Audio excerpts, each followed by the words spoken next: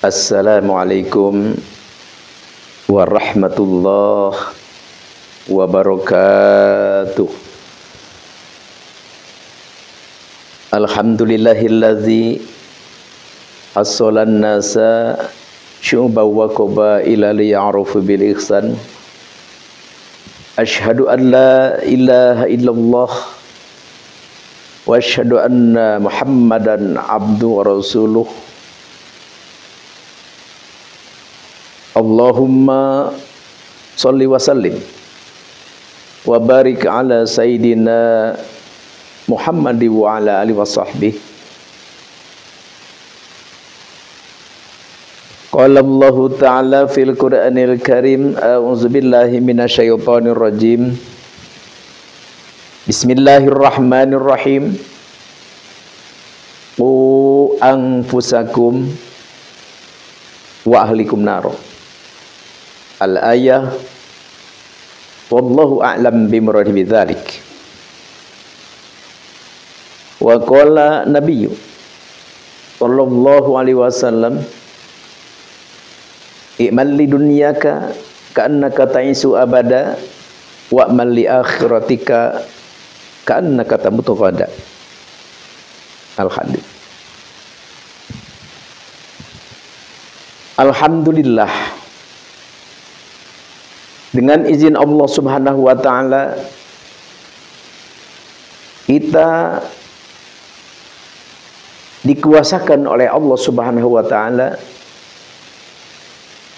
bisa bertemu muka, bermuajahah, bersilaturahim di acara yang sudah biasa kita ikuti, kita laksanakan, yaitu adalah thalabul ilm, yang mana thalabul ilmi ini adalah suatu perihal, suatu kegiatan, perintah dari Allah Subhanahu wa ta'ala. Di sini ada satu ilmu yang perlu kita pelajari, yang perlu kita ketahui, yang perlu kita mengerti dengan sesungguhnya. Apa itu? Yaitu adalah ilmu tauhid. Ilmu tauhid ini adalah ilmu tentang ketuhanan. Kita punya pimpinan, misalnya kalau di desa kita punya kepala desa. Kalau di kecamatan kita punya camat.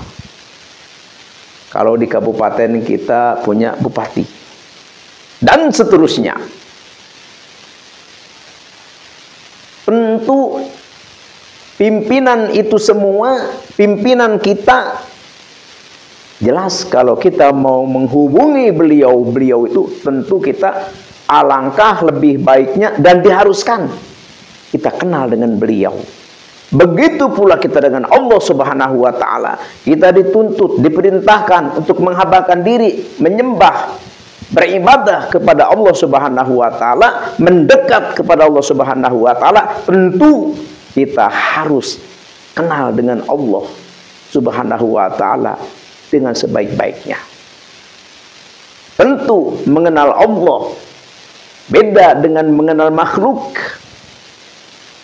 Ya, kalau untuk mengenal Allah kita diajarkan oleh ulama kita, yaitu adalah mengenal Allah, mengenal sifat-sifatnya Allah. Makanya ada kalimat tauhid yang berbunyi la ilaha illallah Muhammadur Rasulullah. Tentu kalimah la ilaha illallah Muhammadur Rasulullah itu, ya, kita harus tahu seperti apa, kayak apa, dan bagaimana Allah itu dan Rasulnya. Baru la ilaha illallah Muhammadur Rasulullah itu baru berisi insya Allahu amin ya Allahu ya Rabbal alamin. Alhamdulillah kita kemarin sudah mengetahui sifat Allah yang wajib yang 20 dan mustahilnya juga yang 20, tapi mustahilnya kemarin baru nyampe nomor 10 ya. Mustahil di Allah yaitu al-mautu. Sekarang kita teruskan yang ke-11. Sifat Allah yang mustahil itu adalah asomamu. Asomamu itu adalah sifat Allah yang mustahil. Mustahil Allah itu tuli.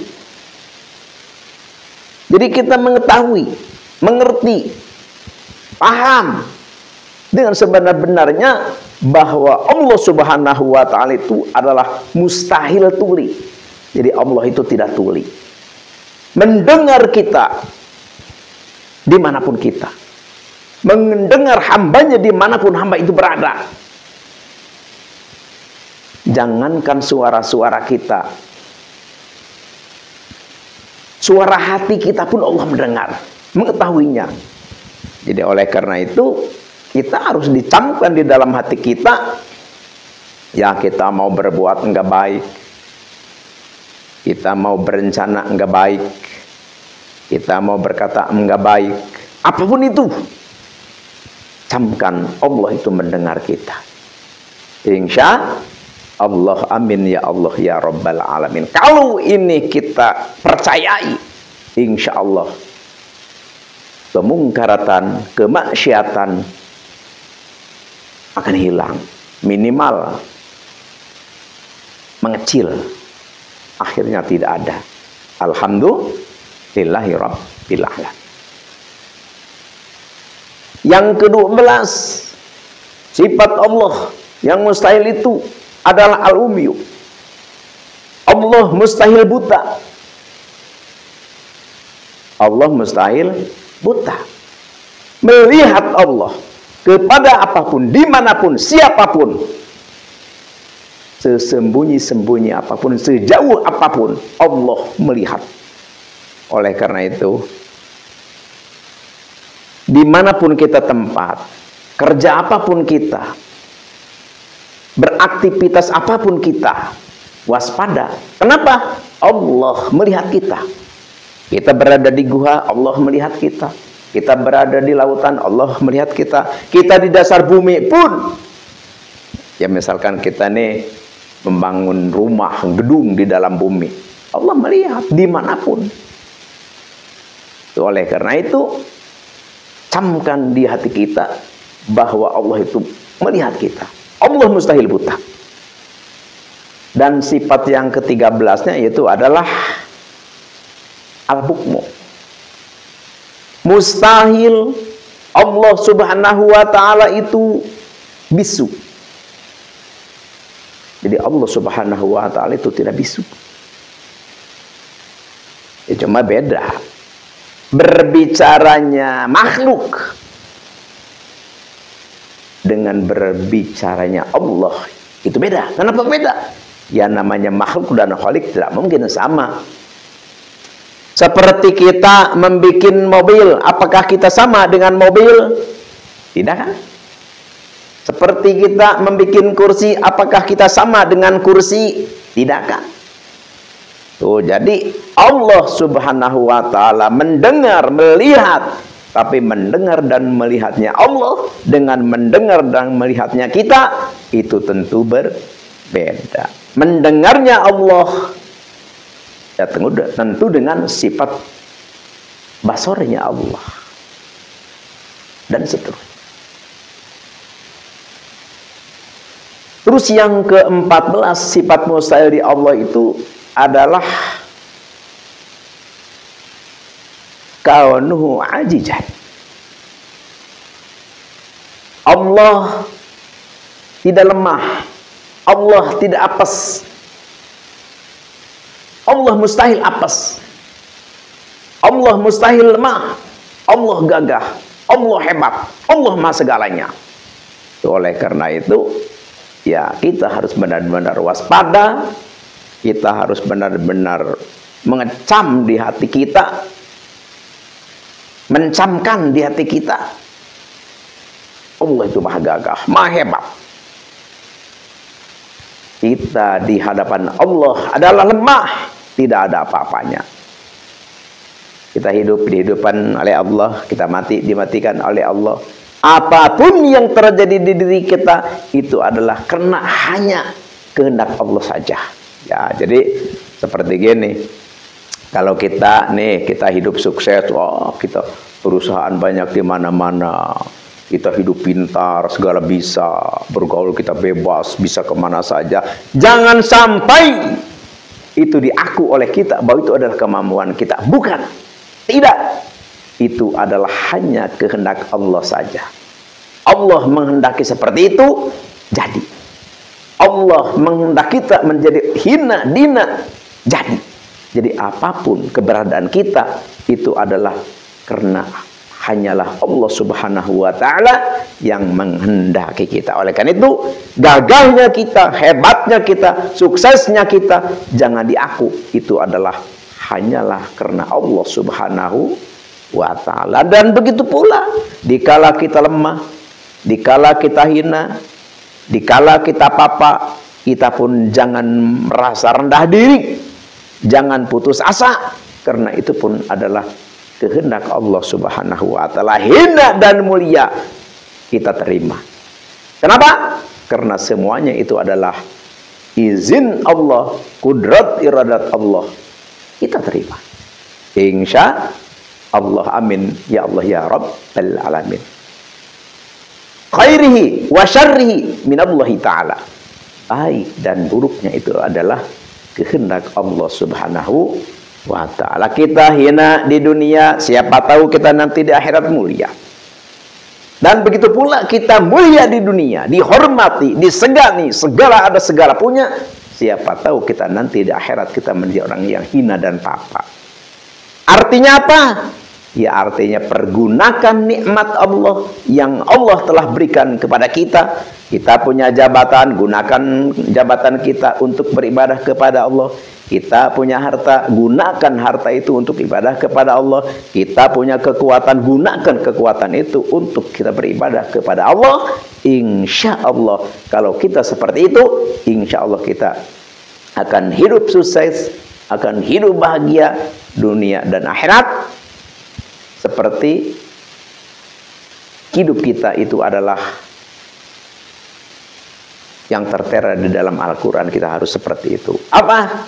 Fid dunya hasanah wa fil akhirati hasanah. Tentu wa qina adzabannar.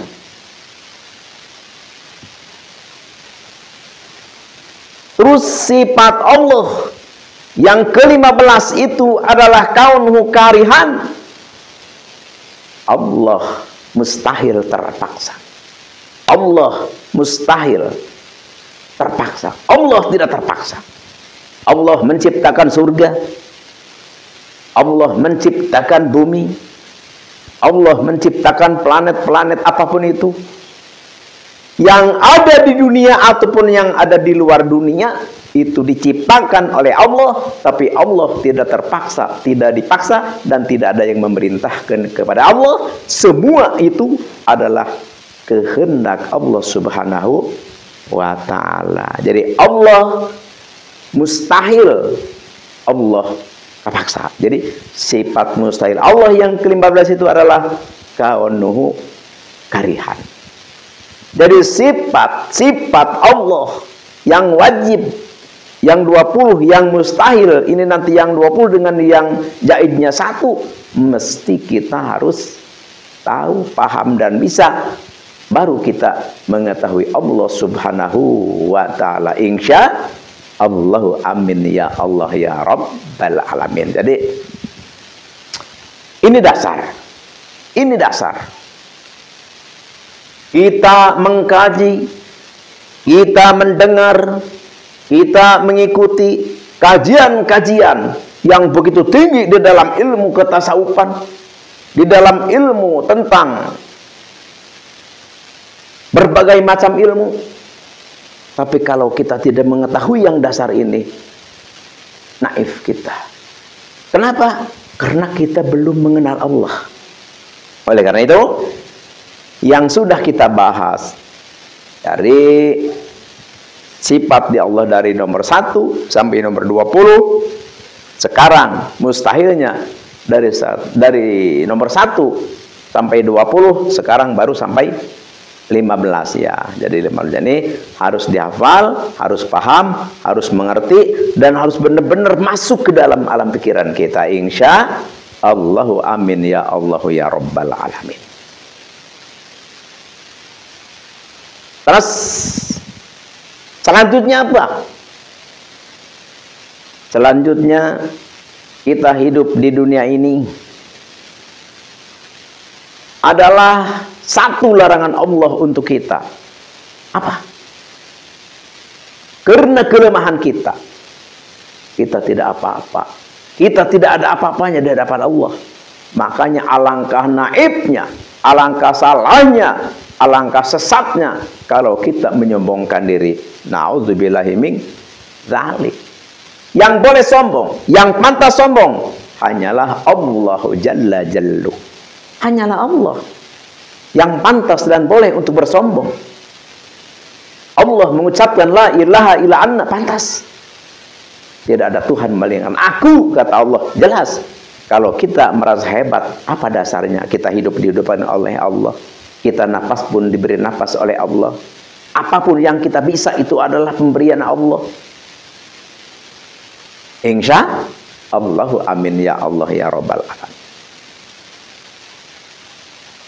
Nabi telah bersabda, man tawadhu'a rafa'ahullah. Barang siapa yang tawadhu, yang rendah hati,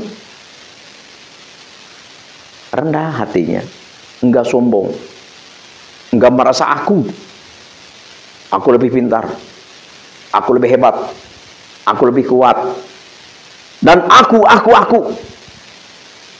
Maka orang yang seperti itu, yang sombong, maka wadu'ahullah, Allah akan merendahkan. Tapi orang yang tawadhu, yang rendah hati, kata Nabi, rafa'ahullah, Allah akan mengangkat derajat. Siapa orang yang sombong, Allah akan menghinakan, merendahkan. Dan siapa orang yang rendah hati, maka Allah akan mengangkat derajatnya setinggi-tingginya. Oleh karena itu, kalau kita ingin derajat kita tinggi, ingin kita dimuliakan oleh Allah, rendah hatilah. Walaupun apapun kepunyaan kita, tetap itu adalah kepunyaan Allah. Ditarik, dicabut oleh Allah, kita tidak ada apa-apa.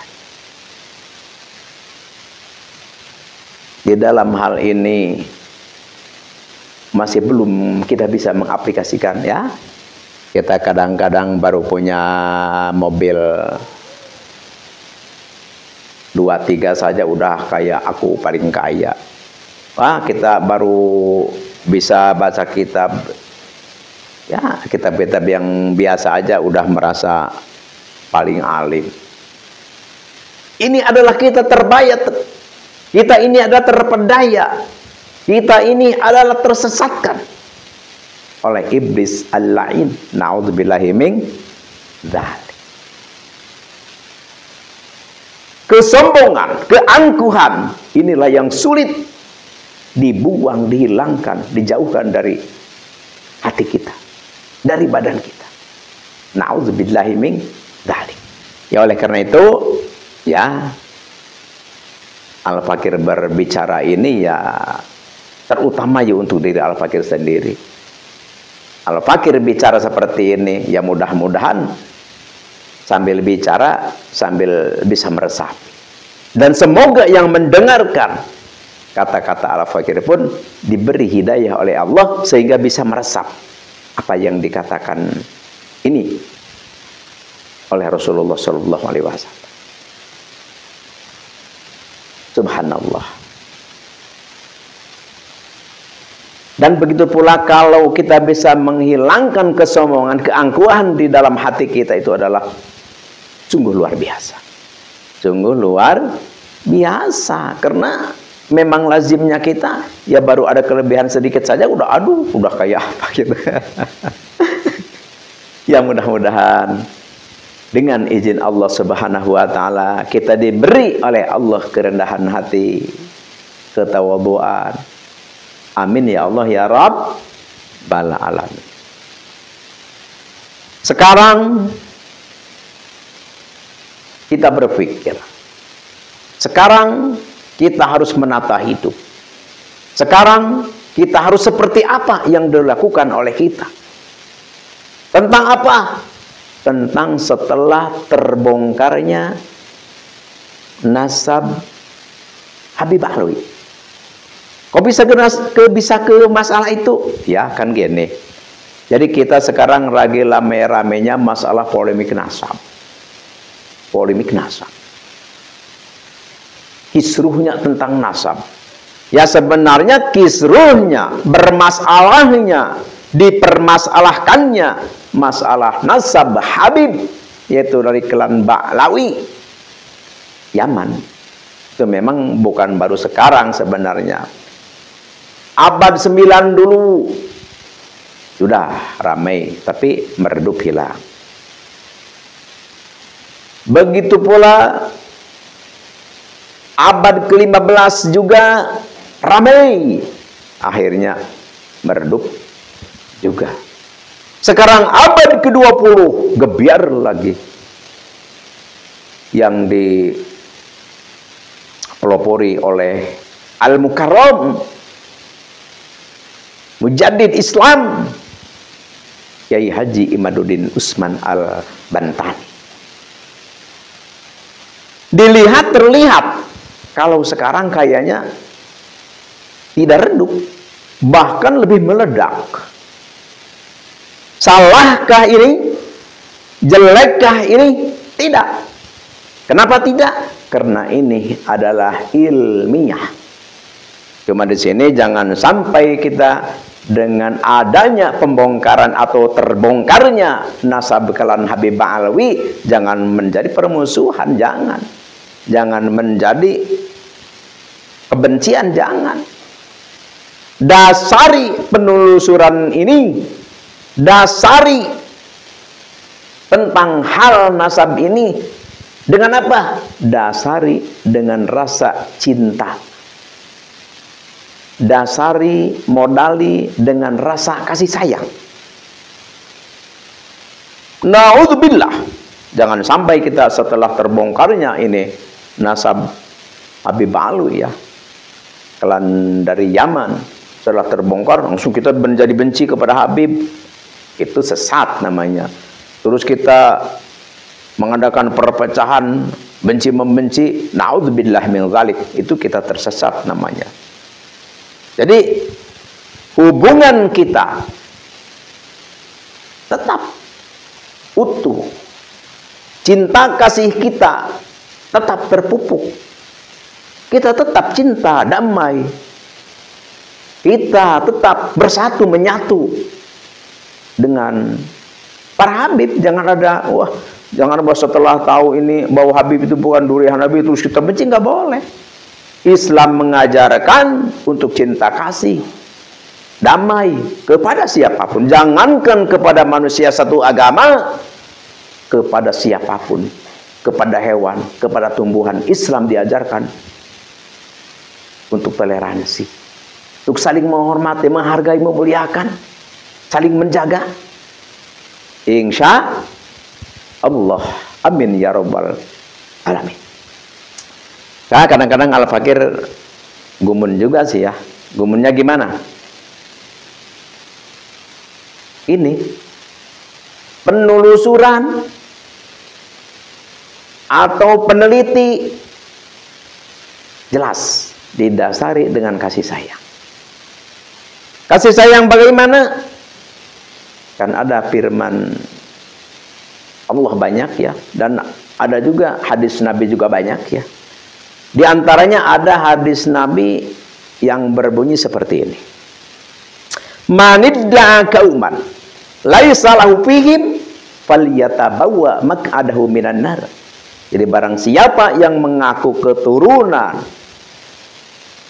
mengaitkan nasab kita kepada orang lain sedangkan kita tidak berada di nasab itu, faliyatabawa, maka ada minanar, maka kita diancam tempat kita itu adalah neraka. Jadi kita kasihan kepada para habib yang jelas-jelas bukan keturunan Nabi, tapi mereka mengaku keturunan Nabi. Kok bisa menyatakan bukan keturunan Nabi? Ya kan ada kitabnya banyak.